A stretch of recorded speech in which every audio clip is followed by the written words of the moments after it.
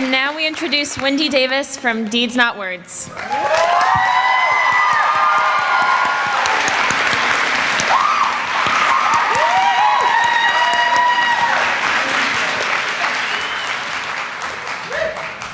Good morning. I am delighted to be in a room filled with so many passionate, informed, unique, differently perspective people. I want to talk a little bit about what led me to my work and the work that we are engaged in at Deeds Not Words.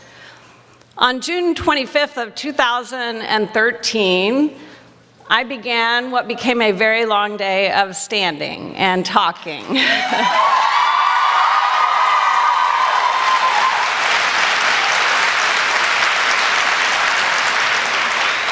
I had a boiled egg in my tummy. I had pink sneakers on my feet. And I had a catheter bag strapped to my leg. And I've now come to talk about this as what is needed in the feminist arsenal for battle, right? When I stood up that day, I started by saying this. Members, I'm rising on the floor today to give voice to thousands of Texans who have been ignored. And that came from a very particular place for me. My first lesson learned in voice. The power of voice, what it means to have the privilege of voice and the opportunity to use it, and also what it can mean to lose it. When I was a young child, my maternal grandfather had a massive stroke. He was in his early 60s. He was paralyzed for the remainder of his life on one side of his body. He lost the ability to speak. And because he was paralyzed partially, he lived out the remainder of his days in a nursing home. When my mom and I and my siblings would go to visit my maternal grandparents in Muleshoe, Texas, we would first, of course, go to the nursing home, pick up my grandfather, and bring him to the small wooden frame home where he and my grandmother had once lived together. And I have several memories of my grandfather beckoning me in his way to the kitchen table in their small home. And I knew when he did what we were up to. He would point at a piece of paper and a pen on the table and pound his finger there, gesturing for me to write. And it was my job to interpret what it was that he was trying to say. Now, this was back before the days of computer keyboards. They didn't have a typewriter. He didn't have the capacity to be able to communicate for himself. He'd lost his ability to write because of his paralysis. And he would try so hard to form words. He wanted me to write a letter to a friend, and he was attempting to dictate what he wanted to say. And as you can imagine, these periods took quite a long time. And invariably, because he would grow so frustrated and so weary trying to communicate what it was he wanted to say, he would start crying. And I, as a 9, 10, 11-year-old girl, witnessing the despair of my grandfather, of course I would cry too. It taught me such a valuable lesson about what it means to have the privilege to speak, and what it means to have the privilege to speak for others if we're given the opportunity to do so. And so when I became a public servant, and I certainly always viewed myself that way as someone in elected office, first in the city council and then in the Texas Senate, I took that obligation very, very seriously.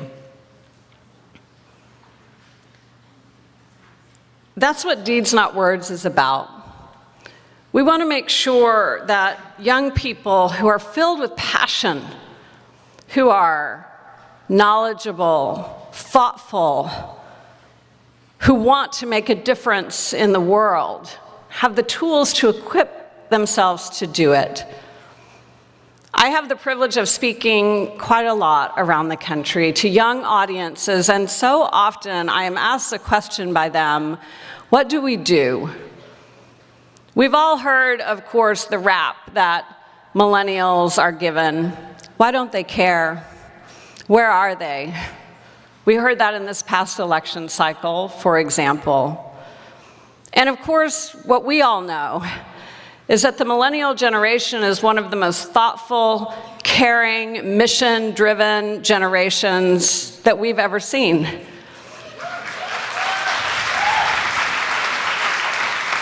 And it's up to those of us who have found our path to voice to help them find their path as well.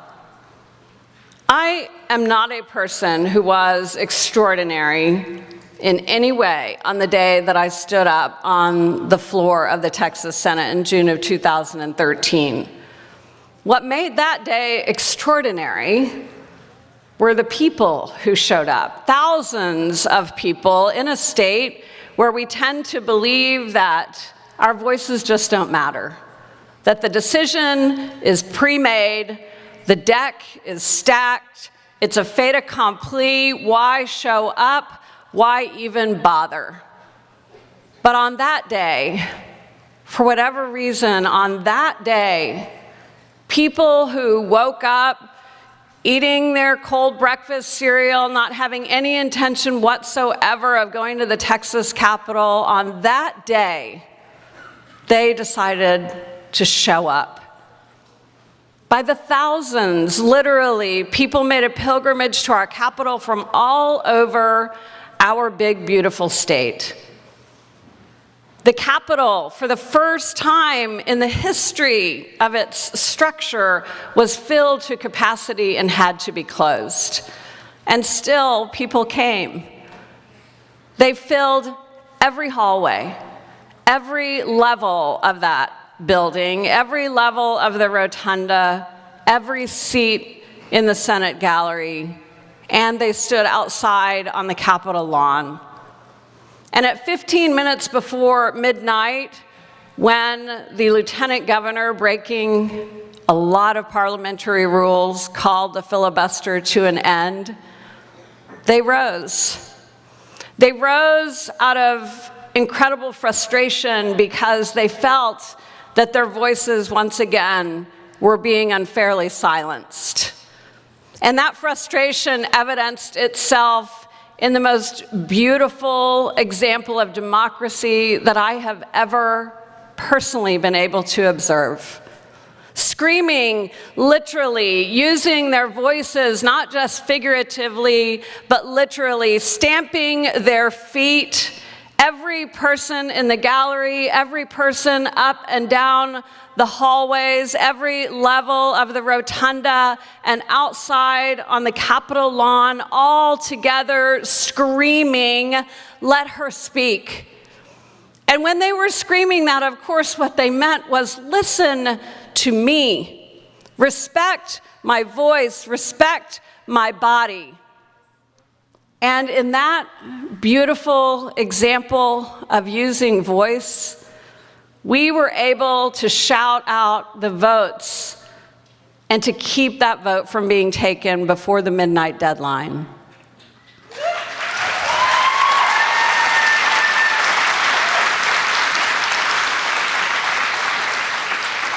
Now, we know that ultimately, within a few days, the governor called us back to a special session, and that bill passed into law.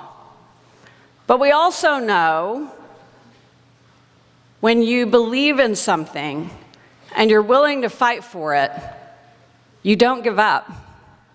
And we didn't give up in Texas. Yesterday, Hillary Clinton spoke at a luncheon that I attended in Houston for a group called Annie's List, which is sort of our state equivalent of Emily's List. They work very hard to encourage and support women to run for office there because, like every other state in the country, we have a dearth of women being represented at local and state levels. When she closed out her speech yesterday, Hillary said, "Don't ever, ever give up. Don't ever, ever lose heart. Change won't happen overnight, but it can be really fun when you're working with like-minded people who are passionate about making change. It can be really fun to make it happen." We took that very seriously in Texas, and after we lost that particular battle, we kept fighting. And for the next 2 years, working intersectionally and building personal stories and filing over 65 amicus briefs before the Supreme Court, each one filled with the voices and the stories of women who had been impacted by that law. Ultimately, we were the victors, winning a Supreme Court opinion in the Whole Woman's Health versus Hellerstedt case.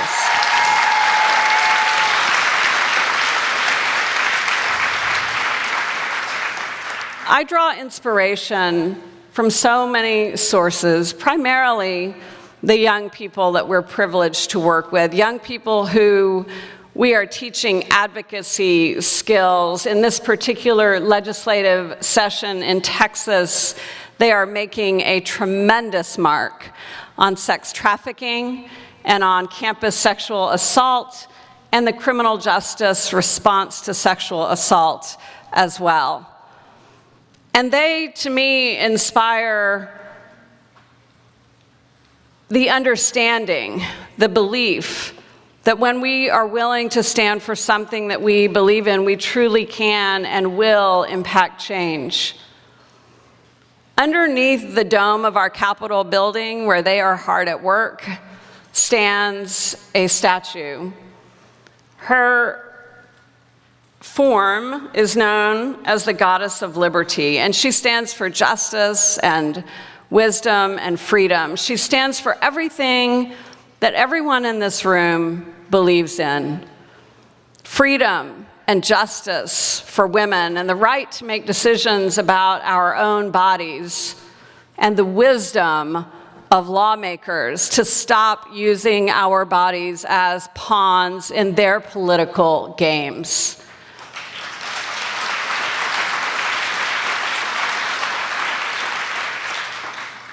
That is what my life mission is about now. And I am thrilled to join each and every one of you in this work, in your passion, in your dedication, and of course to add my one voice to the many beautiful, dynamic, impactful voices in this room. God bless you all, and thank you very much.